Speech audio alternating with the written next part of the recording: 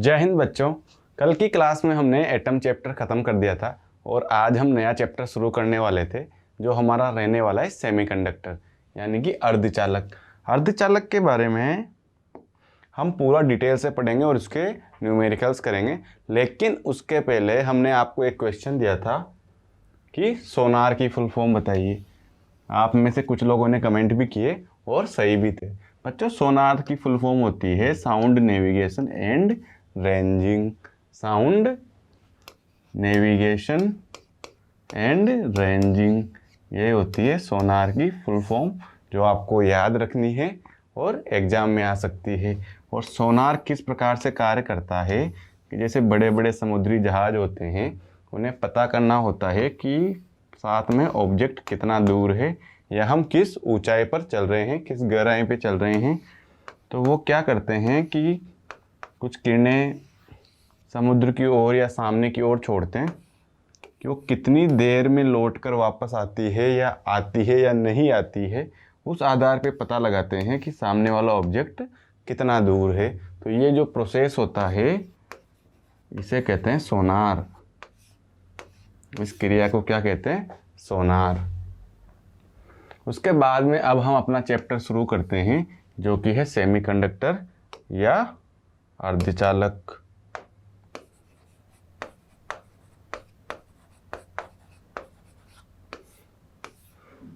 शुरू करते हैं बच्चों, टोसों का वर्गीकरण से शुरू करेंगे हम और कहाँ पहुँचेंगे? अर्धचालक तक। तो टोसों में वर्गीकरण जो होता है वो बहुत सारे आधार पे किया जाता है, जैसे चुंबकीय गुणों के आधार पर, इनकी अवस्था के आधार पर, या फिर धारा के चालन के आधार पर,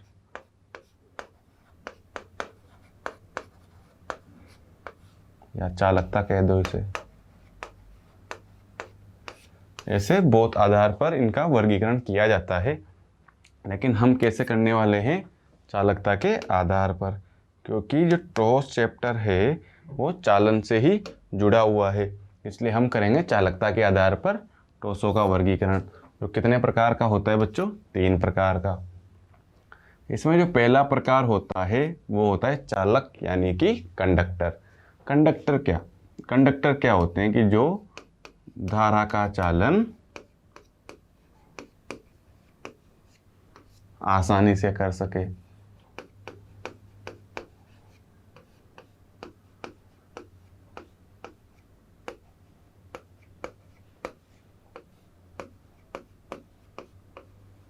धारा का चालन आसानी से कर पाए तो वो कहलाएंगे कंडक्टर। आसानी से कैसे? कि जैसे बिना ताप दिए, बिना ताप कम किए, यानी कि रूम टेम्परेचर पर, रूम या कमरे के ताप पर।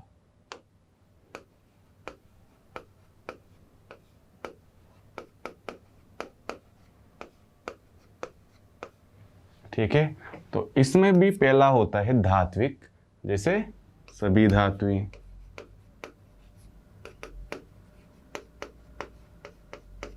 और सबसे बेस्ट कौन होता है बच्चों? Ag।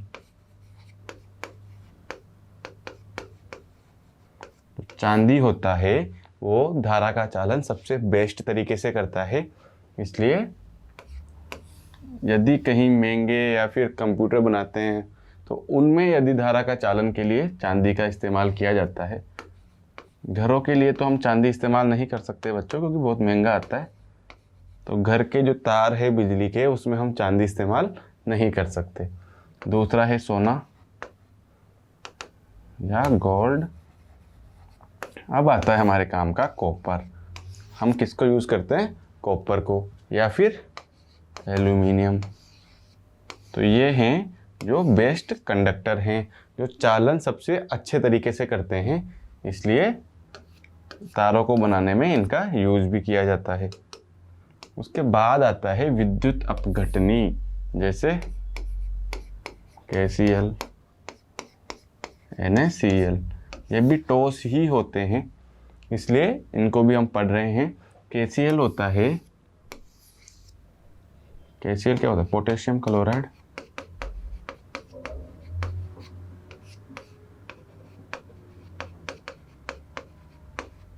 और ये क्या होता है, सोडियम क्लोराइड। इनको जब पानी में घोला जाता है तो उसके बाद में ये तो K+ एंड Cl- में बदल जाता है, ये Na+ एंड Cl- में, और ये आयनों के कारण ये धारा का चालन करते हैं। तो ये तो हो गए बच्चों चालक। इसके बाद में अगला है कुचालक। कुचालक क्यों? क्योंकि ये धारा का चालन ही नहीं करते, धारा का चालन नहीं करते, इसलिए उनको कहा जाता है कुचालक। जैसे प्लास्टिक,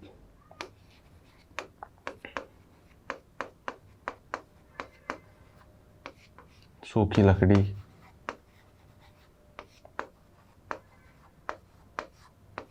रबर, ये सब धारा का चालन नहीं करते, तभी तो कहते हैं इनमें करंट नहीं आता। जैसे हम अगर लाइट के आसपास कोई काम कर रहे हैं या लाइट को टच भी करना है किसी काम से, तो इनका इस्तेमाल करते हैं ताकि हमें करंट ना लगे। इसके बाद आता है बच्चों हमारा जो टॉपिक है, अर्धचालक। अर्धचालक क्या होते हैं? अर्धचालक वे युक्तोष होते हैं जो कुचालक से बढ़िया चालन करते हैं और चालक से कम वाला करते हैं, जो मीडियम जोन में है, यानी कि कुचालक से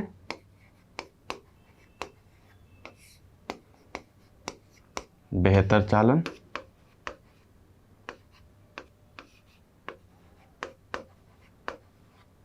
और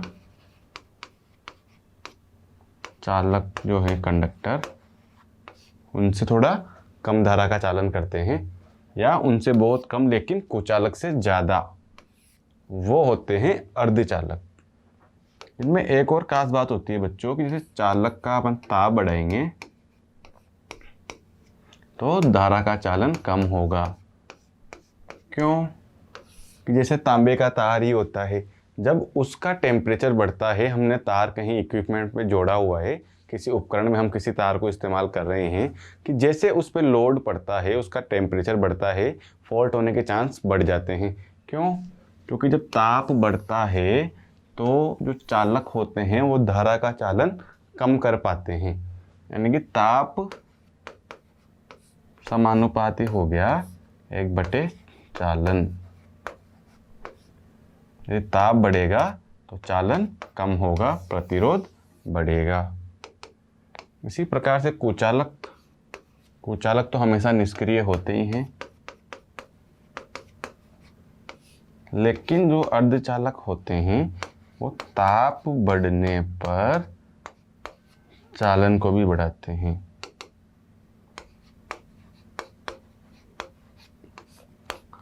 चालन को भी बढ़ाते हैं, इसलिए ये बेस्ट होते हैं। उसके बाद में अर्धचालकों का वर्गीकरण पढ़ते हैं बच्चों। हमने पहले पढ़ा टॉस का वर्गीकरण, अब हम पढ़ेंगे अर्धचालक कितने प्रकार के होते हैं।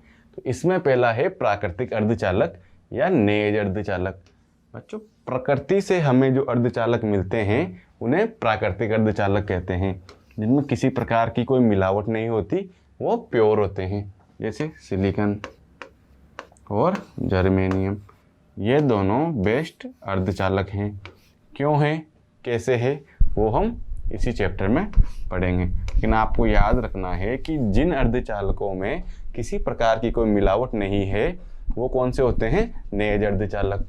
और यदि इन्हीं में हम मिलावट कर दें, किसी अन्य तत्व को इनमें मिला दें, तो ये क्या हो जाएंगे, कृत्रिम, जो कि हमने बनाए हैं। जो मानव निर्मित होते हैं उन्हें कहते हैं कृत्रिम, और जो प्रकृति में ऐसे के ऐसे ही मिले हैं, प्योर फॉर्म में मिले हैं, उन्हें कहेंगे हम नेज अर्धचालक या प्राकृतिक अर्धचालक। तो कृत्रिम में हम बताएंगे आपको कि कृत्रिम क्यों कह रहे हैं। क्यों? क्योंकि हमने इसमें इम्प्योरिटी मिलाई है, अशुद्धि मिलाई है। अशुद्धि मिलाने के बाद प्राकृतिक अर्धचालक को कृत्रिम अर्धचालक में बदला जाता है। और अशुद्धि क्यों मिलाई जाती है? ताकि उनके गुणों में सुधार किया जा सके।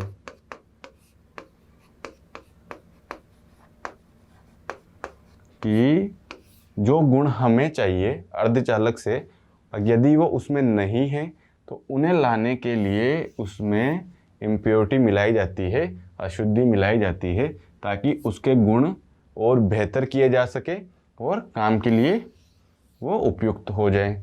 इसलिए उसमें क्या मिलाते हैं? अशुद्धि। अशुद्धि किस प्रकार की? यदि हमें n प्रकार अर्धचालक चाहिए तो उसमें मिलाएंगे पंच संयोजी, और यदि हमें p प्रकार का अर्धचालक चाहिए तो उसमें मिलाएंगे त्रिसंयोजी। अब आप कंफ्यूज हो रहे होंगे कि n प्रकार और p प्रकार क्या है। बच्चों, n प्रकार है कि उसके जो लास्ट वाला बाह्यतम कोश है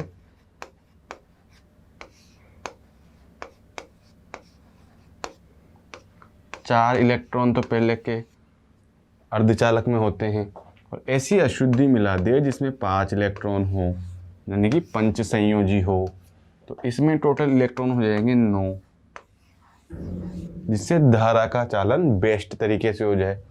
और यदि धारा का चालन सेमीकंडक्टर से ज़्यादा करना है और n से कम करना है तो उसमें मिलाएंगे त्रिसंयोजी। तो त्रिसंयोजी में 4 तो सेमीकंडक्टर के पहले के और त्रिसंयोजी मिलाएंगे तो इसमें हो जाएंगे 7 इलेक्ट्रॉन लास्ट वाली कक्षा में। इसलिए n प्रकार और p प्रकार दो अलग अलग टाइप के बनाए जाते हैं, और जैसा जिस काम के लिए आवश्यक होता है उस प्रकार का अर्धचालक काम में लिया जाता है। एक और खास बात है बच्चों n और p प्रकार में, कि जो n प्रकार होते हैं इनमें बहुसंख्यक यदि की ज़्यादा संख्या में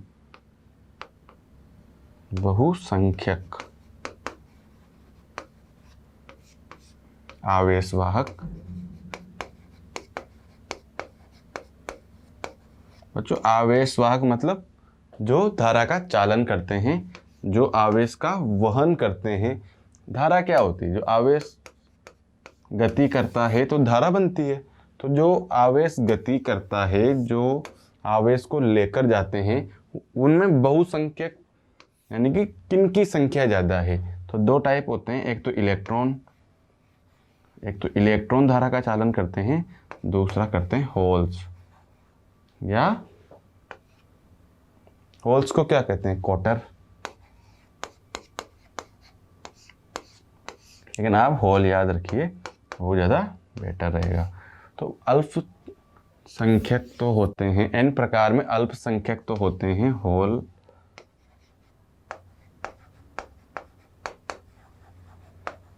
अब बहुसंख्यक क्या होते हैं?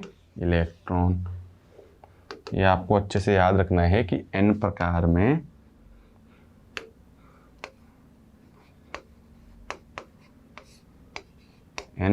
में बहुसंख्यक आवेशवाहक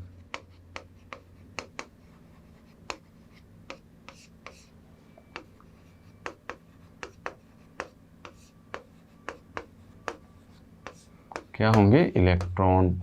और अल्पसंख्यक क्या होंगे?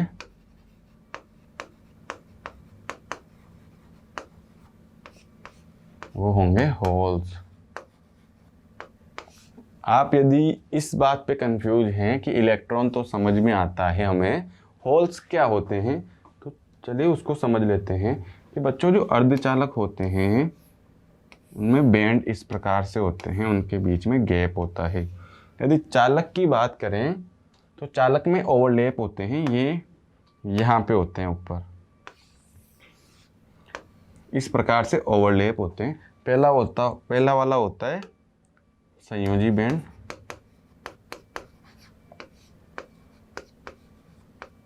ऊपर वाला है चालन बैंड।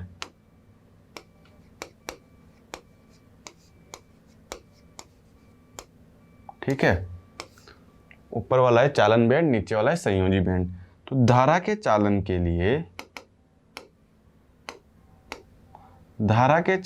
लिए क्या जरूरी है कि इलेक्ट्रॉन संयोजी बैंड से चालन बैंड में जाए, तब क्या होगा? धारा का चालन। तो जो ठोस चालक होते हैं उसमें इस प्रकार से वो ओवरलैप होते हैं एक के ऊपर एक, तो डायरेक्ट धारा का चालन होता है, ताप की आवश्यकता नहीं होती। और जो कुचालक होते हैं उनमें बहुत दूर होता है, इनके बीच में गैप बहुत ज़्यादा होता है, इसलिए वो किसी भी ताप पर धारा का चालन कर ही नहीं पाते। लेकिन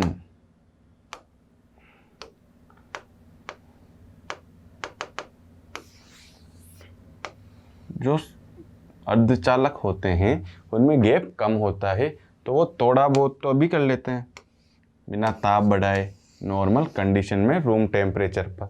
लेकिन यदि हमें अच्छे से चालन करवाना है, इन्हें गुड कंडक्टर बनाना है, तो हमें क्या चाहिए कि हम ताप बढ़ाएंगे।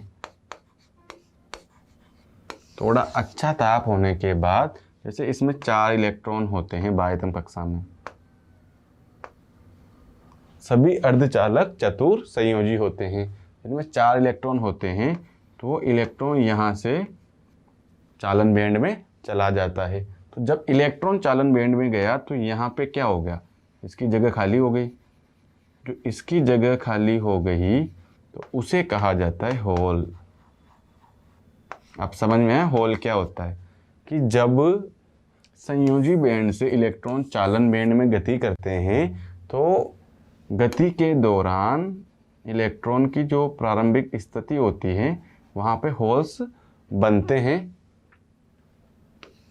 वहाँ पे वैकेंसी होती है, तो उन्हें होल कहा जाता है। ये भी जाएगा यदि, तो यहाँ पे भी वैकेंसी हो जाएगी, यहाँ पे भी और यहाँ पे भी। बच्चों ये हमने एक अर्धचालक की बात की, एक सिलिकॉन या जर्मेनियम की बात की, एक परमाणु की बात की।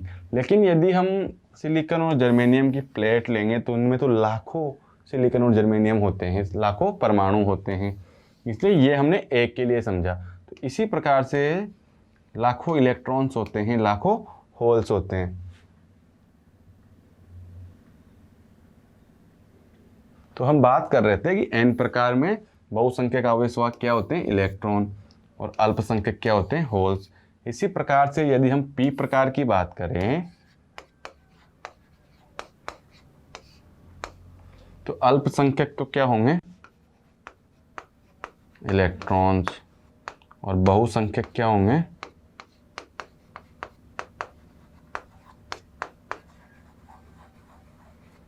आप इसे इस प्रकार भी याद रख सकते हैं कि जैसे n प्रकार है तो n प्रकार में क्या किया था, पंच संयोजी मिलाई थी। पंच संयोजी मतलब 5 इलेक्ट्रॉन, ठीक है। तो 5 इलेक्ट्रॉन हैं और होल तो 4 ही रहने वाले हैं। इलेक्ट्रॉन तो कितने हो गए, 9, और होल 4 ही रहने वाले। तो इलेक्ट्रॉन ज़्यादा तो बहुसंख्यक क्या होंगे, इलेक्ट्रॉन। p प्रकार में 3 इलेक्ट्रॉन हैं, त्रिसंयोजी। इलेक्ट्रॉन कम तो अल्पसंख्यक, और उल्टा तो पॉसिबल है ही सही कि अगर बहुसंख्यक इलेक्ट्रॉन है तो अल्पसंख्यक क्या होंगे, p के लिए, सॉरी n के लिए होल्स, और p के लिए यदि अल्पसंख्यक इलेक्ट्रॉन है तो बहुसंख्यक क्या होंगे, होल्स। इस प्रकार से आप याद रख सकते हैं। और n प्रकार में, n प्रकार अर्धचालक बनाने के लिए क्या मिलाया जाता है, फास्फोरस, आर्सेनिक और एंटीमनी, ठीक है। और p प्रकार के लिए एल्यूमिनियम, बोरोन और इंडियम, इनको मिलाया जाता है, तब बेस्ट प्रकार के p और n प्रकार अर्धचालक बनते हैं। बच्चों अब ये जानते हैं कि अर्धचालकों की आवश्यकता ही क्यों पड़ी। हमारे पास Ag भी था, सिल्वर भी था, Au भी था, कॉपर भी था, एल्यूमिनियम भी था, तो फिर अर्धचालकों की हमें आवश्यकता क्यों पड़ी, उसको समझते हैं। कि धारा के चालन को विद्युत क्षेत्र, रोशनी, ऊष्मा, यहाँ तक कि दबाव में भी नियंत्रित किया जा सकता है, ठीक है। अर्धचालकों के द्वारा यदि हम धारा का चालन करवा रहे हैं तो उसको विद्युत क्षेत्र, रोशनी, ऊष्मा, यहाँ तक कि दबाव में भी कंट्रोल किया जा सकता है, जो कि चालकों में पॉसिबल नहीं था, इसलिए अर्धचालकों की आवश्यकता पड़ी। इसलिए अर्धचालकों का उपयोग संवेदकों को बनाने में किया जाता है। आधुनिक युग में प्रयुक्त तरह तरह की युक्तियाँ, डिवाइसेस के मूल ये अर्धचालक ही होते हैं। जैसे आपने सुना हो AI, आजकल बहुत फेमस है AI। इसके अलावा डायोड, या ये जो भी इलेक्ट्रिक चीज़ें आप देखते हैं अपने आसपास, जैसे मोबाइल, कंप्यूटर, टैबलेट या कुछ भी, जैसे आप आसपास ओला की स्कूटी देखते हो, तो उसको बनाने में भी माइक्रो प्रोसेसर यूज होता है। चिप्स काम में ली जाती है जो काय की बनी होती है, अर्धचालकों की। तो हम अर्धचालकों से बच्चों पूरी तरह घिरे हुए हैं। हम जिस टीवी पे पढ़ रहे हैं इसमें भी अर्धचालक का इस्तेमाल हुआ है, तब जाकर ये अच्छे से काम कर रही है। तो अर्धचालक हमारे जीवन में बहुत ज़्यादा ज़रूरी है। अर्धचालकों का मुख्य अनुप्रयोग अर्धचालक उपकरणों के निर्माण में है। जैसे अर्धचालक क्यों काम में लिए जाते हैं और कहाँ काम में लिए जाते हैं, तो इसकी बात करने के लिए हम अर्धचालक का ही इस्तेमाल कर रहे हैं कि जो कई इलेक्ट्रॉनिक उत्पादों के लिए आवश्यक है। सेमीकंडक्टर उपकरण निर्वात में मुक्त इलेक्ट्रॉनों के बजाय ठोस अवस्था में विद्युत धारा का चालन करते हैं और लगभग सभी अनुप्रयोग वैक्यूम ट्यूब के उत्तराधिकारी होते हैं। अब आया आपके समझ में कि क्यों इस्तेमाल करते हैं, क्योंकि ये निर्वात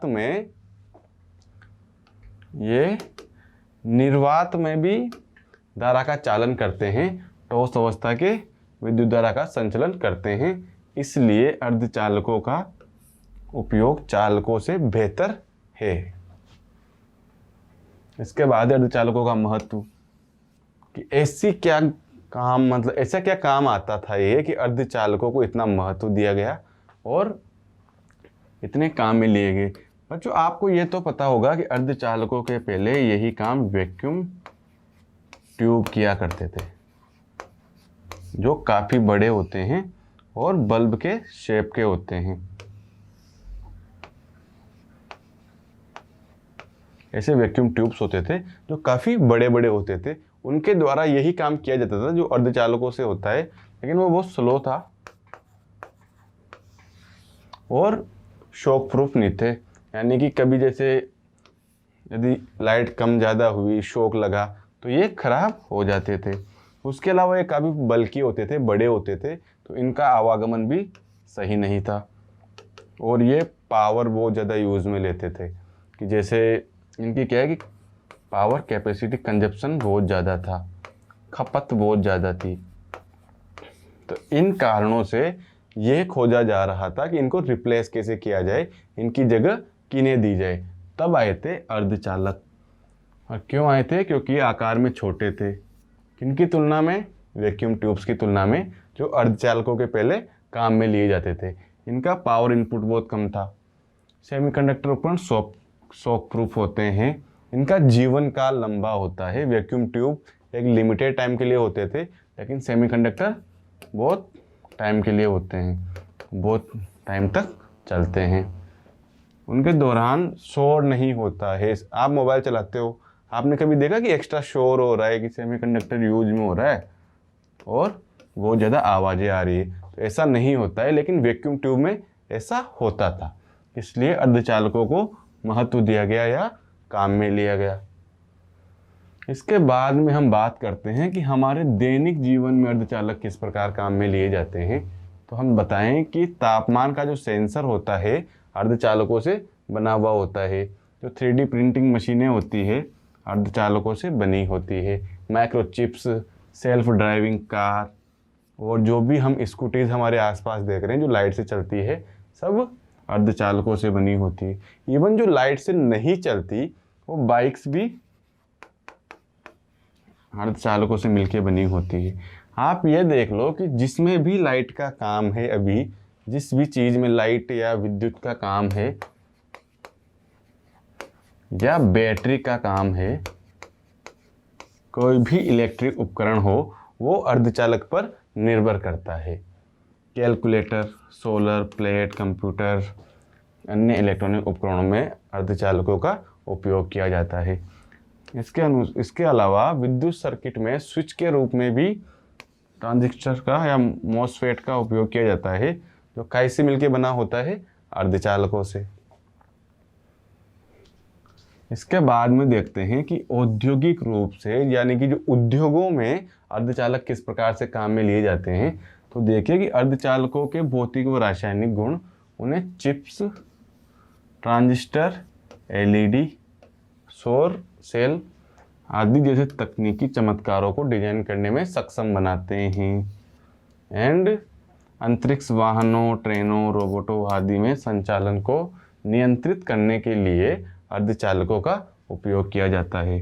जैसे माइक्रो प्रोसेसर, ट्रांजिस्टर व अन्य नियंत्रण उपकरण बनाने में अर्धचालक सामग्रियां काम में ली जाती है। बच्चों, आपने चिप्स का नाम सुना होगा। चिप्स नहीं है खाने वाले, चिप है, या बोल दो आईसी, इंटीग्रेटेड सर्किट। आपको ये तो पता है कि ये ब्लैक कलर की होती है और इनमें से बहुत सारे टर्मिनल्स लगे होते हैं। जो हम हमारा मोबाइल कभी खोलते हैं, कंप्यूटर खोलते हैं या वॉच भी खोलते हैं इलेक्ट्रॉनिक वाली, तो उसमें हम देखते हैं कि एक ब्लैक कलर की आईसी लगी होती है, वो भी अर्धचालक की बनी हुई होती है और उससे ही बहुत से काम होते हैं। जैसे आप ये देख लो कि मेमोरी कार्ड होता है, माइक्रो एसडी कार्ड, उसमें भी अर्धचालक का उपयोग किया जाता है स्टोरेज में। तो हम ये कह सकते हैं कि हम पूरी तरह से अर्धचालकों से घिरे हुए हैं। हमारी ज़रूरत की हर चीज़ में अर्धचालक विद्यमान होते हैं। तो ये था अर्धचालकों का महत्व। बच्चों, आज का हमारा पहला क्वेश्चन है कि किसी पदार्थ के एक टुकड़े का विद्युत प्रतिरोध ताप बढ़ाने पर जल्दी से कम होता है, तो वो पदार्थ मतलब वो टुकड़ा किस पदार्थ का बना हुआ है? तो पहला ऑप्शन है चालक। बच्चों, चालक में ताप जब बढ़ाया जाता है तो धारा का चालन कम होता है। कम क्यों होता है? क्योंकि प्रतिरोध ताप के साथ बढ़ जाता है। तो हमारा ये ऑप्शन तो हो गया गलत कि चालक तो नहीं हो सकता। उसके बाद में बात करें अतिचालक की। अतिचालक वे पदार्थ होते हैं जो धारा का चालन चालक से भी अच्छी तरह से करते हैं, चालक से भी सर्वोत्तम करते हैं, इसलिए उन्हें अतिचालक पदार्थ कहा गया है। और उनमें भी सेम गुण होता है कि जैसे उनका ताप बढ़ाया जाएगा तो धारा का चालन कम होगा क्योंकि प्रतिरोध ज़्यादा हो जाता है। तो अतिचालक भी नहीं होगा और कुचालक धारा का चालन करते ही नहीं हैं, इसलिए हमारा ऑप्शन होगा सी, जो है अर्धचालक। और अर्धचालक में हम पढ़ चुके हैं कि जब इनका ताप बढ़ाया जाता है तो धारा का चालन बढ़ता है, यानी कि प्रतिरोध कम होता है। जबकि जब चालक में धारा का चालन अच्छे से होता है तब अर्धचालक में धारा का चालन कम होता है। लेकिन जब चालक में धारा का चालन कम होता है, जैसे कि ताप बढ़ाया जाए, तब धारा का चालन चालक में कम होता है और अर्धचालक में बेस्ट होता है, ज़्यादा होता है। इसलिए पहले क्वेश्चन का आंसर हो जाएगा अर्धचालक। इसके बाद में हमारा अगला क्वेश्चन होगा कि जब किसी अर्धचालक की चालकता केवल सहसंयोजक बंध टूटने के कारण हो तो अर्धचालक क्या कहलाता है? जैसे अर्धचालक में सहसंयोजन बंध, ये कोई सिलिकॉन या जर्मेनियम है, इसमें बाह्यतम कोश में 4 इलेक्ट्रॉन होते हैं। कोई अन्य सिलिकॉन है, इसके भी बाह्यतम कोश में 4 होते हैं। इस प्रकार से ये चारों तरफ से एक एक इलेक्ट्रॉन ग्रहण कर लेता है, साझा कर लेता है और बनाता है सहसंयोजक बंध।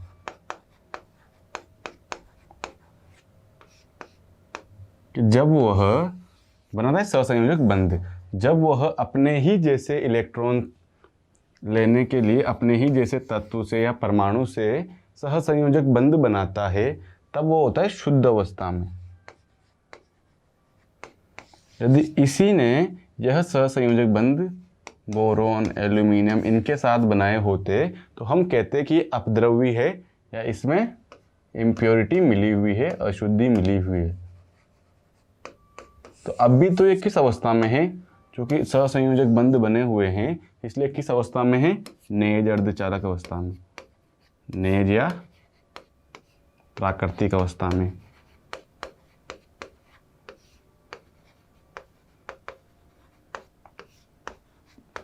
आप क्वेश्चन को दोबारा पढ़िए कि किसी अर्धचालक की चालकता केवल उसके सहसंयोजक बंध टूटने के कारण है। इसमें किसी और चीज़ का रोल नहीं है, जैसे होल का रोल नहीं है, इलेक्ट्रॉन्स का एक्स्ट्रा रोल नहीं है। तो अर्धचालक क्या कहलाएगा? नेज अर्धचालक या शुद्ध अर्धचालक। अर्धचालक या हम कहते हैं प्राकृतिक अर्धचालक। तो इसमें अभी तक कुछ भी इम्प्योरिटी हमने मिलाई नहीं है, कुछ भी अशुद्धता हमने नहीं मिलाई है। इसके बाद में हमारा अगला क्वेश्चन है कि पी प्रकार के अर्धचालक में एक होल क्या बताता है। बच्चों, होल कब बनता है? होल बनता है जब संयोजी बैंड का इलेक्ट्रॉन किसमें चल जाए? चालन में। संयोजी बैंड का इलेक्ट्रॉन चालन बैंड में चल जाएगा तो यहाँ पे क्या हो जाएगी? वैकेंसी या रिक्तिका। तो यह रिक्तिका क्या दर्शाती है, ये देखते हैं। एक इलेक्ट्रॉन का आधिक्य। बच्चों, आधिक्य रिक्तिका क्यों दर्शाएगी? क्योंकि तो वैकेंसी है, इलेक्ट्रॉन की कमी को दर्शा रही है। एक इलेक्ट्रॉन अनुपस्थित, एक अनुपस्थित परमाणु या एक दाता स्तर। बच्चों, होल दिखाएगा एक अनुपस्थित इलेक्ट्रॉन। क्यों? क्योंकि संयोजी बैंड का इलेक्ट्रॉन चालन बैंड में गया, तब किसका निर्माण हुआ? रिक्तिका का, होल का। तो वो क्यों हुआ? क्योंकि एक इलेक्ट्रॉन ऊपर चला गया, तो वो क्या दिखाएगा? अनुपस्थित इलेक्ट्रॉन। इसके बाद में अगला क्वेश्चन होगा कि अर्धचालकों में उनके उपयोग के अनुसार प्रयुक्त अपद्रव्य मिलाने को क्यों मिलाए जाते हैं? मतलब ऐसा किस लिए किया जाता है कि उसमें इम्प्योरिटी मिलाई जाए। हमारे पास प्राकृतिक अर्धचालक थे, तो हमने एन प्रकार और पी प्रकार क्यों बनाए? एन और पी प्रकार के अर्धचालक हमने क्यों बनाए? विद्युत चालकता बढ़ाने के लिए। क्योंकि जैसे चालक है, वो टेम्परेचर पर हम उन्हें यूज नहीं ले सकते, कि हमें किसी अच्छे टेम्परेचर पे काम करना है। जैसे मोबाइल गर्म हो रहा है और चलाने से मोबाइल गर्म होता है, तो उस टाइम पे यदि अर्धचालक की मदद नहीं ले पाते, तो जब मोबाइल गर्म होता तो उसी टाइम बंद हो जाता, उसके बाद चलता ही नहीं।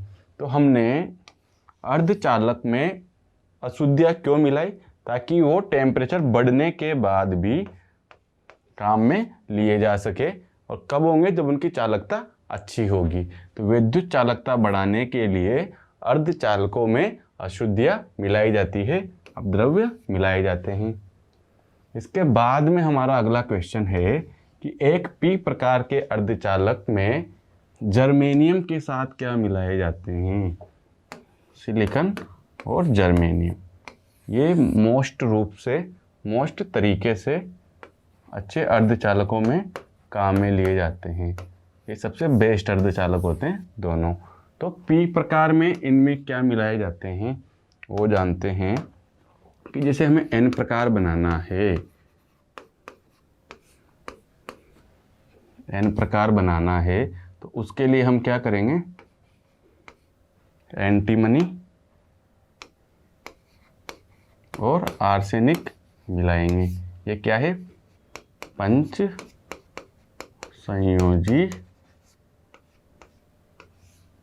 संयोजी अशुद्धियाँ। और पी प्रकार के लिए क्या मिलाएंगे? त्रिसंयोजी। इसमें क्या आता है? बोरोन, एल्यूमिनियम और गैलियम। बच्चों, पंच संयोजी में 5 इलेक्ट्रॉन होते हैं लास्ट कक्षा में। त्रिसंयोजी में 3 इलेक्ट्रॉन होते हैं लास्ट कक्षा में। इसलिए पंच संयोजी में ये इलेक्ट्रॉन अपने जब जर्मेनियम और सिलिकॉन को देता है तो इसे दाता कहा जाता है। और त्रिसंयोजी में 3 इलेक्ट्रॉन होते हैं और ये सिलिकॉन और जर्मेनियम के भी इलेक्ट्रॉन को ले लेते हैं, इसलिए इन्हें ग्राही कहा जाता है। ये हो गया डोनर, ये हो गया रिसीवर। ठीक है, अगले क्वेश्चंस में काम आएगी ये चीज़। तो इसमें क्या मिलाएंगे? गैलियम, बोरोन, एल्यूमिनियम, यानी कि इसका आंसर होगा उपयुक्त सभी, उपरोक्त सभी। इसके बाद हमारा अगला क्वेश्चन है कि पी प्रकार तथा एन प्रकार के बाह्य अर्धचालकों में अशुद्धि परमाणु का शुद्ध अर्धचालकों में अनुपात कितना होता है। बच्चों पी प्रकार और एन प्रकार, इन दोनों की बात की हुई है कि अर्धचालक पदार्थों में अशुद्धि परमाणु का शुद्ध अर्धचालकों के परमाणुओं की तुलना में कितना अनुपात होता है। यदि इनको हम सिलिकॉन और जर्मेनियम से तुलना करें, इन दोनों की तुलना की जाए, इसका होगा 10⁻⁻⁶, यानी कि इसका और इसका एक परमाणु होगा, जब इसके कितने होंगे 10⁻⁻⁶ परमाणु। यानी कि सिलिकॉन का एक परमाणु किसकी बराबरी करेगा, इधर 10⁻⁶ परमाणुओं की। इसलिए ही धारा का चालन बहुत अच्छे से हो पाता है, क्योंकि एक की तुलना में 10⁻⁶ परमाणु होते हैं जो रिस्पॉन्स करते हैं। इसलिए इसका आंसर होगा 10⁻⁻⁶। इसके बाद में हमारा अगला क्वेश्चन है बच्चों, किसी ट्रांजिस्टर में अशुद्धि की मात्रा होती है। ट्रांजिस्टर में अशुद्धि की मात्रा कहाँ पे होती है। ट्रांजिस्टर क्या होता है पहले वो समझ लो बच्चों। ट्रांजिस्टर एक ऐसी युक्ति होती है जिसे सेमीकंडक्टर से बनाया जाता है और वो डायोड के जैसी होती है, जिसका उपयोग एलईडी वगैरह में किया जाता है, टीवी वगैरह में किया जाता है। तो वो युक्ति होती है ट्रांजिस्टर। और उसमें जो उत्सर्जक क्षेत्र होता है, उसमें 3 क्षेत्र होते हैं बच्चों। जैसे एक तो होता है आधार, जिसे बी या बेस कहा जाता है। दूसरा होता है संग्राहक, जिसे रिसीवर कहा जाता है। और तीसरा होता है उत्सर्जक, जिसे एमीटर कहा जाता है। ठीक है, और उसका फोटो इस प्रकार से होता है।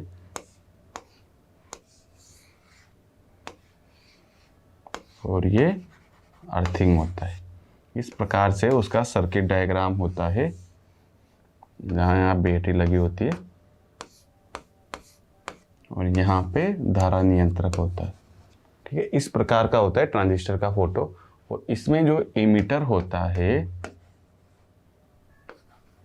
एमीटर जो होता है यहाँ पे होता है अशुद्धि की मात्रा सबसे अधिक। कहाँ पे, उत्सर्जक क्षेत्र में, एमीटर के क्षेत्र पर। इसके बाद हमारा अगला क्वेश्चन है कि एक अर्धचालक में विद्युत चालन होता है। अर्धचालक में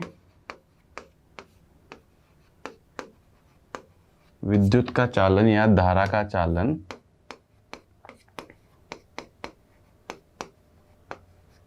इलेक्ट्रॉन और होल दोनों के कारण होता है। क्योंकि जो होल है वो है रिक्ति, और वो क्यों होती है, क्योंकि इलेक्ट्रॉन चालन बैंड में चला जाता है। तो जो होल की रिक्ति होती है उस जगह पर से भी वो भी आगे बढ़ती है, और उस कारण भी धारा का चालन होता है। तो इसका आंसर होगा कि इलेक्ट्रॉन और होल दोनों के द्वारा धारा का चालन होता है। इसके बाद हमारा अगला क्वेश्चन है कि दाता अशुद्धि के साथ अपमिश्रित किया गया अर्धचालक क्या होता है। बच्चों यहाँ पे वही कॉन्सेप्ट है कि दाता कौन सा होता है और ग्राही कौन सा होता है।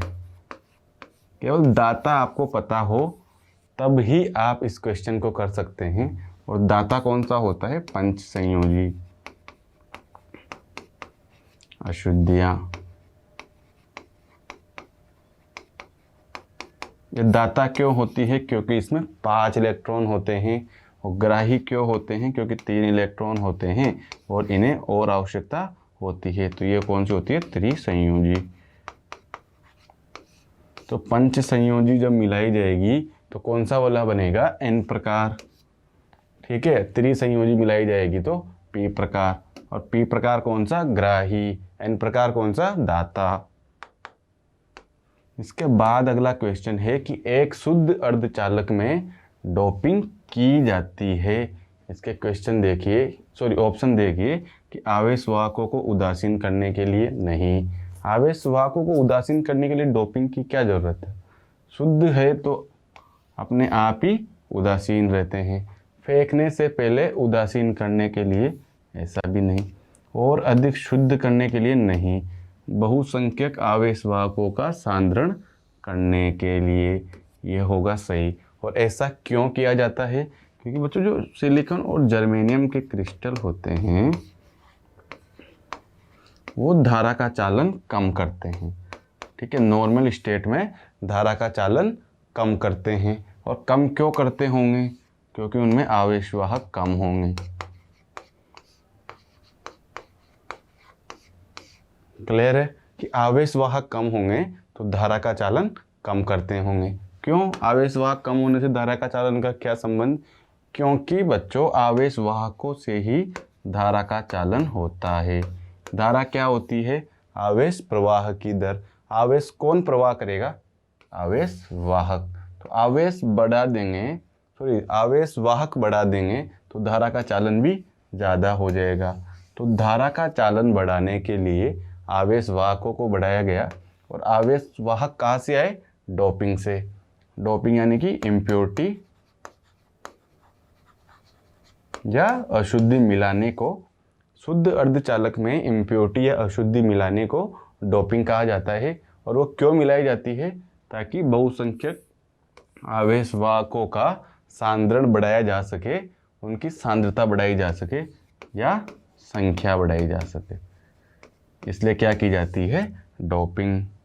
इसके बाद में अगला क्वेश्चन देखते हैं कि एक शुद्ध जर्मेनियम या सिलिकॉन की अपेक्षा किस अर्धचालक पदार्थ में अल्प मुक्त इलेक्ट्रॉन होते हैं?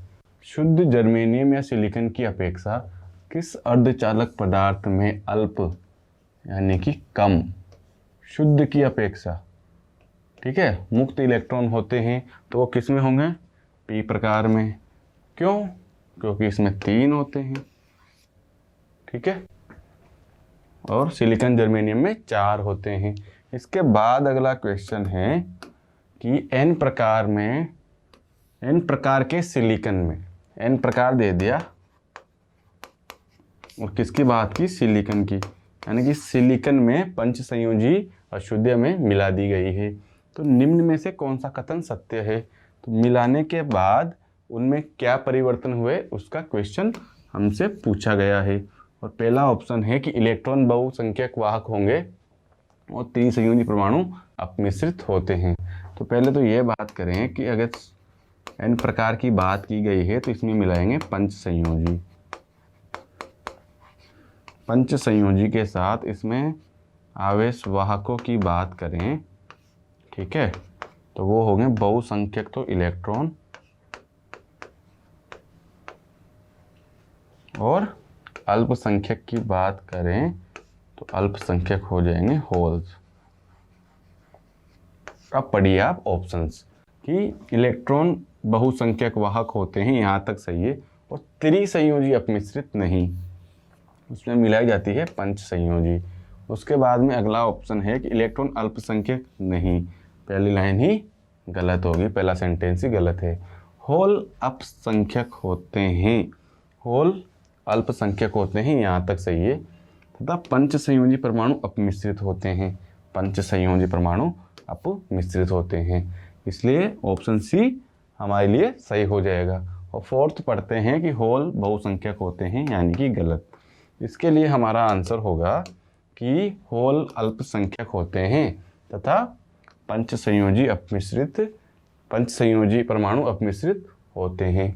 इसके बाद हमारा क्वेश्चन है कि निम्न में से कौन सा ठोस अक्रिस्टलीय है? बच्चों अक्रिस्टलीय और क्रिस्टलीय में आप अगर नॉर्मल अंतर देखें, जो क्रिस्टलीय होते हैं तो वो क्या होते हैं? चमकदार होते हैं। इनमें बहुत सारे अंतर होते हैं, लेकिन हम पढ़ रहे हैं नॉर्मल या जनरल अंतर। तो इनकी सतह जो होती है वो चमकदार होती है, जैसे हीरे की, नमक की और शक्कर की। लेकिन क्वार्ट्ज एक कांच होता है, SiO2 कांच होता है, जिनमें ऐसा गुण नहीं पाया जाता, इसलिए क्रिस्टलीय ठोस की बात करेंगे तो क्वार्ट्ज हो जाएगा। यदि हमसे क्रिस्टलीय पूछा जाता तो हीरा, शक्कर और नमक तीनों सही थे। तो इसका तो आंसर हमें क्रिस्टलीय का देना है, इसलिए हमारा आंसर क्वार्ट्ज होगा। एक जर्मेनियम क्रिस्टल में कौन सा बंध होता है? बंधन।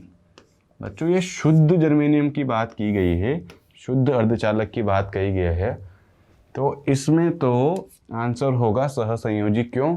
क्योंकि हमने बात की थी कि जैसे चार, इनमें लास्ट में 4 इलेक्ट्रॉन होते हैं,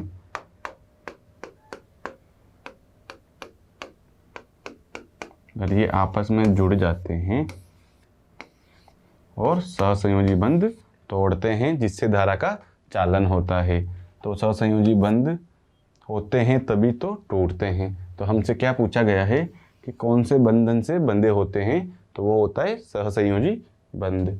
बच्चों अगला हमारा क्वेश्चन है कि जर्मेनियम क्रिस्टल को n प्रकार का अर्धचालक बनाने के लिए इसमें मिलाई जाने वाली अपद्रव्य का संयोजकता क्या होगी? बच्चों n प्रकार की बात की गई है, किसकी बात कर रहे हैं? n प्रकार की।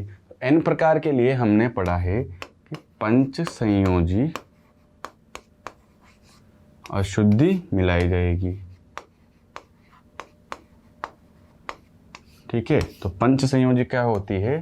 जिसकी संयोजकता 5 हो वो पंच संयोजी। इसके बाद हमारा क्वेश्चन है कि p प्रकार के अर्धचालक में बहुसंख्यक आवेशवाहक क्या होते हैं? पहले n का पूछा था, इस बार p का पूछ लिया, तो इसकी दोबारा से व्याख्या कर लेते हैं। जैसे p प्रकार है, इसमें क्या मिलाई जाएगी? त्रिसंयोजी अशुद्धि। ठीक है, त्रिसंयोजी अशुद्धि मिला रहे हैं।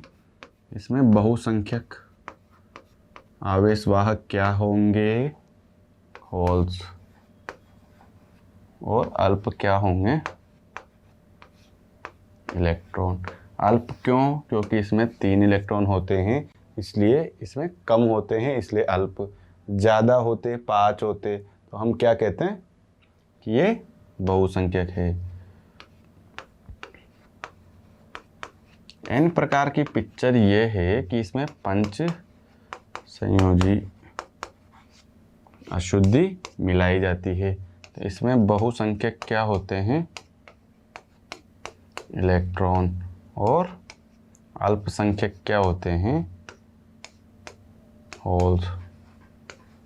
अब पढ़िए आप क्वेश्चन को कि p प्रकार के अर्धचालक में बहुसंख्यक आवेशवाहक क्या होते हैं? p प्रकार बहुसंख्यक यानी कि होल्स। ठीक है, ऐसे आप याद रखिए, इसी से आपके 5 से 7 क्वेश्चन सोल्व हो जाएंगे। इसके बाद में अगला क्वेश्चन है कि निम्न में से प्रयुक्त करके क्रिस्टल संरचना का अध्ययन किया जाता है किसकी सहायता से? एक्स किरणों की सहायता से। बच्चों जब किसी स्टडी पे पहुंचा जाता है, किसी स्टडी को अंजाम दिया जाता है, तो उसके लिए मोस्टली एक्स किरणों का ही यूज किया जाता है। एक्स किरणों की सहायता से ही किसी भी रिसर्च को अंजाम दिया जाता है, तो इसमें तो आ जाएगा एक्स किरणें। अगला क्वेश्चन है कि टोसों में बैंड संरचना की अभिव्यक्ति किस प्रकार से होती है, किस कारण से होती है? बच्चों टोसों में कक्षा के आधार पर बैंड बनाए जाते हैं और इनमें इलेक्ट्रॉन किस प्रकार भरे जाएंगे उसके बारे में सबसे पहले ज्ञान दिया था, या अपनी थ्योरी दी थी पाउली सर ने, और पाउली सर के आधार पर ही ये बताया था कि पहले इलेक्ट्रॉन कौन से कक्षक में भरा जाएगा। तो पाउली जो सर थे, पाउली के अपवर्जन सिद्धांत के आधार पर उन्होंने बताया था कि किस प्रकार से टोसों में बैंड भरे जाते हैं, बैंड बनाए जाते हैं। तो इस क्वेश्चन का आंसर होगा कि पाउली के अपवर्जन सिद्धांत के कारण। और ये उन्होंने ऐसा बताया था कि जैसे 3-4 नियम दिए थे कि पहले इलेक्ट्रॉन एक एक भरा जाएगा, उसके बाद में इनको डबल किया जाएगा। इस प्रकार के उन्होंने टॉस से संबंधित नियम दिए थे और वो किस सिद्धांत में दिए थे? अपवर्जन सिद्धांत में। तो इस क्वेश्चन का आंसर है कि पाउली का अपवर्जन सिद्धांत। और क्वेश्चन क्या था कि टॉर्च में बैंड संरचना की खोज किसने की थी? आप ये देख लो, अभिव्यक्ति किसने दी थी? तो किसने? पाउली ने।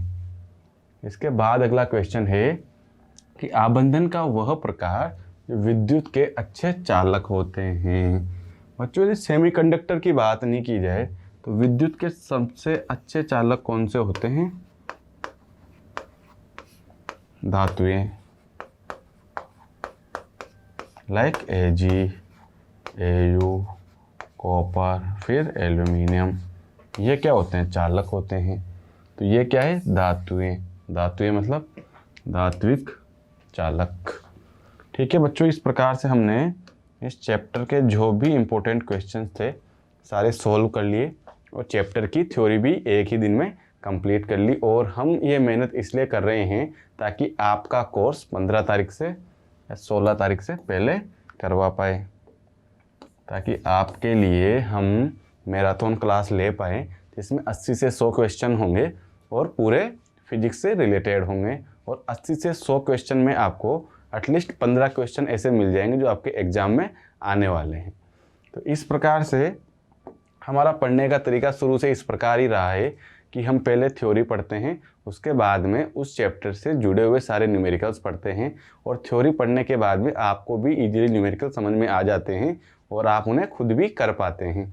तो बच्चों, इसी तरह से आप पढ़ते रहिए, मुस्कुराते रहिए, हंसते रहिए और देखते रहिए हमारे चैनल पे अग्निवीर का सारा कंटेंट और उसकी सहायता से तैयारी करते रहिए और अग्निवीर का सपना देखते रहिए और सपना आपका ज़रूर सच होगा। बच्चों, 22 तारीख से आपके एग्ज़ाम शुरू होने वाले हैं जिसमें आपका जो एग्ज़ाम होगा वो अग्निवीर की जो आपकी डेट आई हुई होगी उस हिसाब से होगा। तो जब तक आप पढ़ते रहिए और हम बहुत जल्दी मैराथन क्लासेस भी शुरू करने वाले हैं जिसमें आपको ओनली क्वेश्चंस कराए जाएंगे और क्वेश्चंस कैसे करने हैं उन ट्रिक्स को बताया जाएगा। तो जब तक के लिए धन्यवाद। जय हिंद, जय भारत।